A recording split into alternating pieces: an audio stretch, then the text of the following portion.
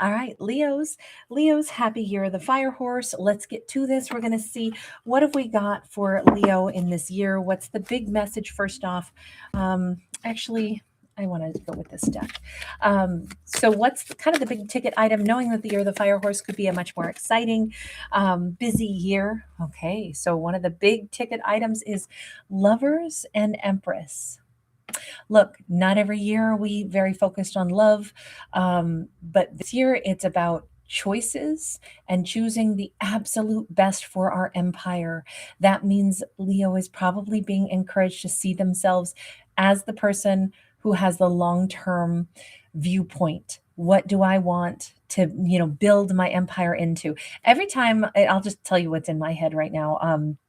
Because this happens a lot to me when I think of an empress energy or emperor, but I always picture the image of the Acropolis in Greece in my mind. A big, limestone cliff, and up at the top, there's this, magnificent city built. And, like the ancient agora spills down the side of the mountain and the cliffside there. And it's like, I just always picture like this elevated city, this community. And I always picture that it's the emperor or the empress's domain. So I don't know if somebody's going to live up on a hill at some point, or maybe they already do, or if this is about elevating our love life, or if this is about Leo, like being mindful that if I want to see the overview of everything. That means I have to get to a higher vantage point, which means I have to know that in love and romance, I have a right to, want something or someone that has the same view, the same vantage point that I do. The beautiful thing about being emperors or empresses is they have the viewpoint of, I want to leave a legacy behind, not just so people remember my name, but I would like to build something that is of benefit to everyone who comes after me. And so that's what makes them make good decisions. That's what, governs, a sense of responsibility instead of a sense of like, hey, I just want what I want. No, this is like, I'm picturing who would I match with that I could really build something beautiful and meaningful with, that will be, something that graces my life, but also leaves behind something better. So I think Leo is this year being encouraged to make love a priority, but it's because it's more about make a positive and sophisticated partnership a priority. Because Leo, that's who you deserve to love and be loved by. And I don't want to sound horrible and terrible and rude, but this hints that if Leo has to be encouraged to make that a priority in this year, then maybe Leo has been accepting far too little. And this is where I'm going to sound horrible. Maybe they had been dating individuals that Leo would have had to basically piggyback on their back and, be like, come on, wouldn't it be great if we could build something? And they kept dating people that had no intention of co-creating and building with Leo, but would have been more than happy to ride Leo's coattails. And, I'm not, look, everybody has worth and everybody has value, but it does say not everybody is at the emperor empress level, right?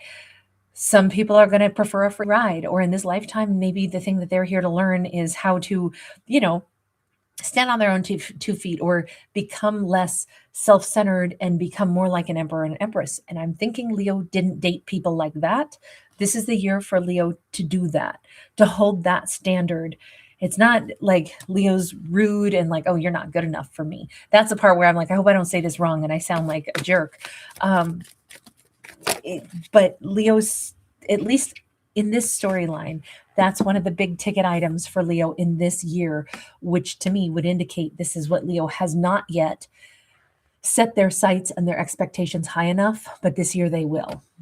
And we have an Ace of Swords, and we have that 10 of Cups sideways. So Leo is kind of officially in this year of the fire horse, they are letting go, severing a connection, closing a door permanently with someone who certainly could have been Leo's everything.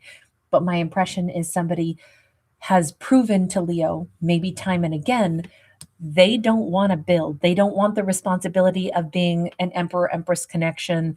And that's not talking about genders. It doesn't matter. This could be masculine, feminine, could be same sex, doesn't matter. We're talking energy flow. But somebody has clearly, they could have, I mean, they had all the potential, but maybe none of the drive to match with Leo. Or maybe they're meant to be somebody else's emperor or empress. I don't know though, because they would have already, said, hey, Leo, it's not you and me. I'm in love elsewhere. I'm going to be an emperor and empress to somebody else. So I'm thinking this is somebody who had been perpetually on Leo's mind as like, could they be my 10 of cups? I wonder if they're my 10 of cups. I wonder if we could have it all. And this is Leo firmly closing that door and saying they could have been.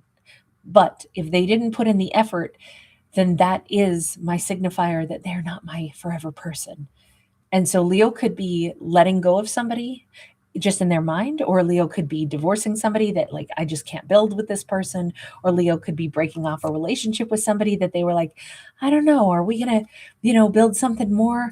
Or Leo could be, moving out or something, closing a door permanently though, is what it says. So forgive me, these are the messages that we get. So I roll with it no matter what it is.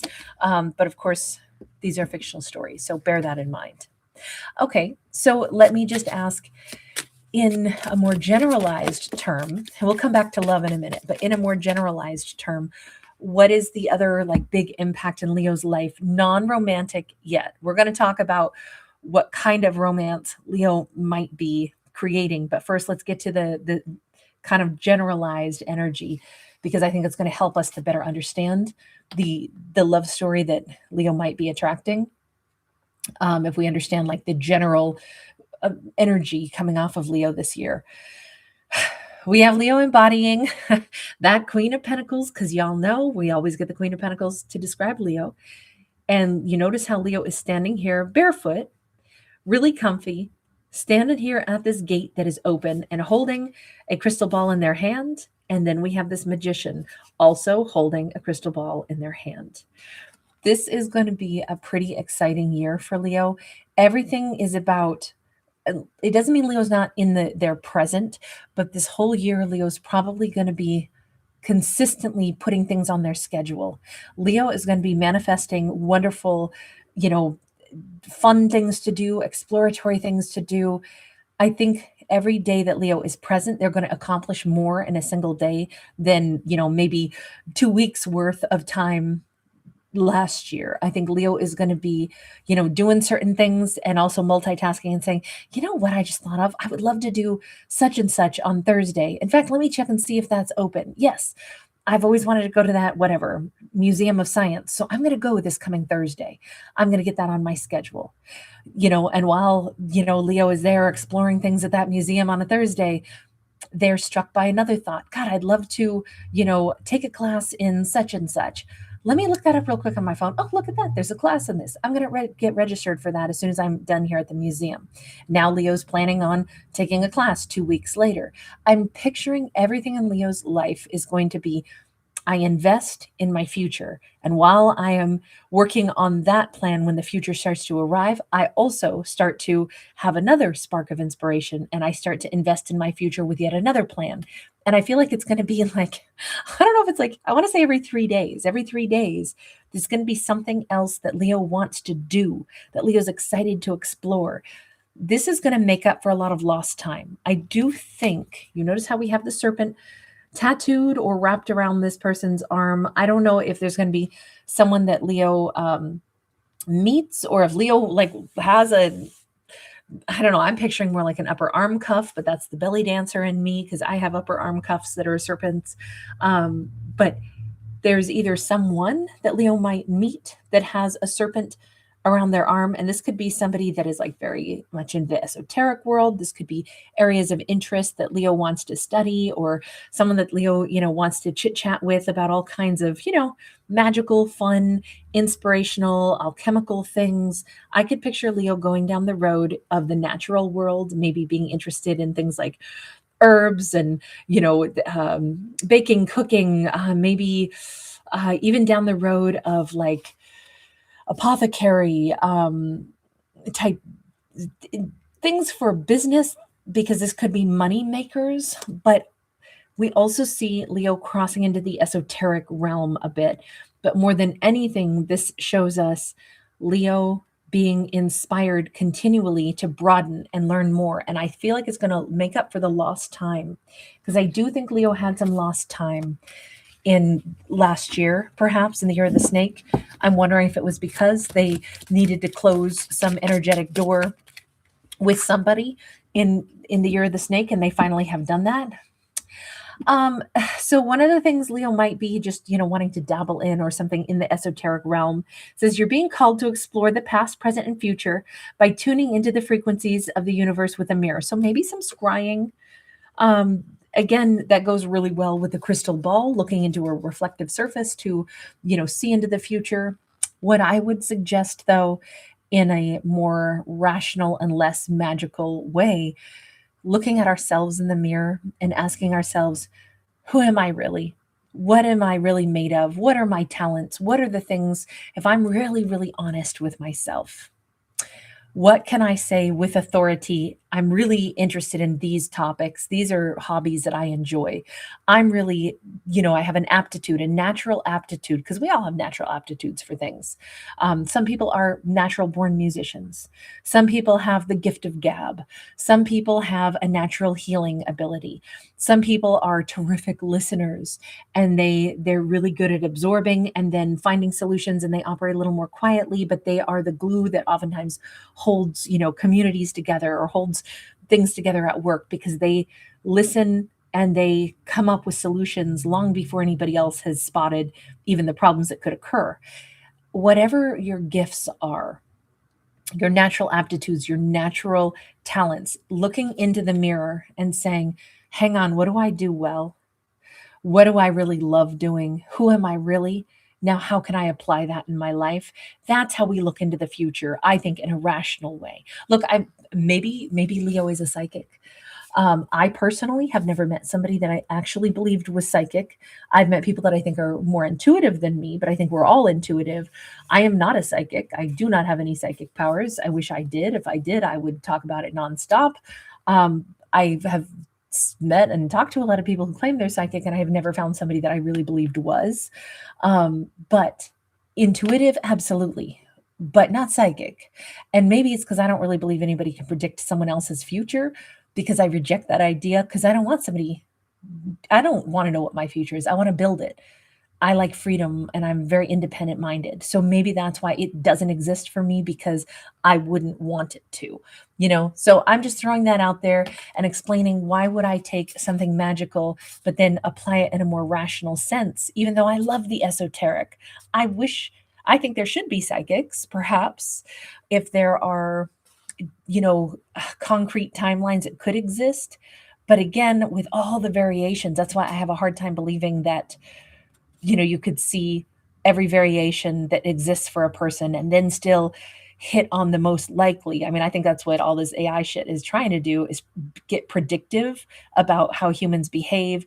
But I actually think, thankfully, we are such unique creatures, and I always want to cling to that. I want us to be unique and very hard to figure out, because that's what makes us so special. So anyway, I'm only explaining all of that because why won't I let my character be psychic? I will. Maybe our character is psychic, but I also want to say it from a very different perspective, because I am the storyteller, and I want to throw in another twist to this that allows our character to walk in the realm of mysticism, as well as grounding it and making it a more tangible, useful thing, that they could tap into.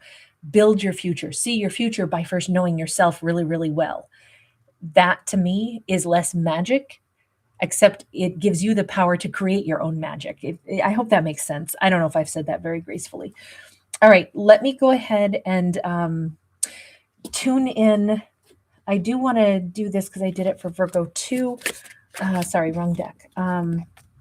Is there any particular gemstone for this year that might be something there? So Domerite, I'm sorry, I know I'm not saying that perfectly, but it's this blue stone, and it's about wisdom. And it says, the fool doth think he is wise, but the wise man knows himself to be a fool. Um, we may have, actually, this fits nicely together, doesn't it? We may have a Leo who is really good at being lighthearted, exploring the realm of, like I say, the esoteric or mystical world, and yet doing it in a joyful, grounded way. I think this is a character who can walk in the magical, mystical world, because let's face it, it is a magical, mystical miracle that we're here at all. There's so many unexplained things in this world. So basically, that's why I love sci-fi, because there's always what is possible, even if it may not be plausible. But sometimes it's just because we haven't figured it out yet. So many, many magical, mystical things already exist in this world, like us, for example, even being here on the one planet that we know of that can sustain our life. I mean, how magical is that? But there's this sense of like, I have the wisdom to know that I don't have it all figured out. I don't want to believe in exact fantasy, and but I also know there is an element of fairy tale, fantasy, and magic around me. So I think we have a character who can walk in both worlds. Now that makes perfect sense to me. Be grounded, yet also have an open mind, but not so open that your brain falls out. Like that's maybe the best way to describe this. Okay, so let's turn our attention back to the topic of love, since that's a major thing for Leo this year, and that kind of grounded way to believe in magic and get to know themselves well and hang on to wisdom. How does that apply to who they will meet in love? Because Leo is supposed to have a very remarkable romance this year. The Fool. Leo is probably oh, I was going to say, do we have yet another crystal ball? No, it's a blooming rose on his pinky finger. There could be a musician that's going to be a part of Leo's world. Leo could mesh really nicely with a comedian, with an artist, but this Fool says it is somebody very brand new. This could be somebody traveling who comes through Leo's world. They could definitely be with a band, definitely be with a musician, possibly. They could be, just in town for a while with their band, and Leo gets a chance to see them. Maybe they play keyboard, doesn't have to. Maybe they're the lead singer. I don't know. We have a Queen of Cups sideways. This is something that Leo may appreciate this person's talents first, even fall in love with something that they create, their artistic capability, maybe the broad mind that they have. If that's how Leo is going to react to this person. And by the way, I just want to point out we have very much like a Venus on the half shell, or Aphrodite here, which is my other ring that I'm wearing. I do think that this person taps into a way to describe love that is going to really speak to Leo, whatever that means. I think Leo falls for this person. We have Nine of Cups in the reverse, but the King of Pentacles upright. You know what? They may be a bit adrift. Yes, they're bold. Yes, I definitely want to keep saying they could be somebody who like really knows how, as an artist, to lay their raw self on the line. But in truth, they have not been happy in a long time. And yet meeting Leo, I think Leo's going to ground this person. Here they are holding the record. Here they are finally finding a place that they feel like they belong with that King of Pentacles. So it's actually that somebody's going to fall in love with Leo and want to build an empire with Leo. It's like their wandering days are finally over when they meet Leo. This is somebody who has needed someone to ground them for a very, very long time. And although Leo is like, I don't know, I mean, your career or your life has taken you all over the world or something along those lines. Are you sure that you want to be in one place? Like, I don't want to hold you back. And they're like, no, you're holding me down in the right way. No wonder this could be somebody that Leo would build a long-term major empire with. But so interesting that they're the ones seeking Leo. All right, I'm going to leave that there. Thank you guys so much for hanging out. Thanks for giving it a thumbs up and subscribing.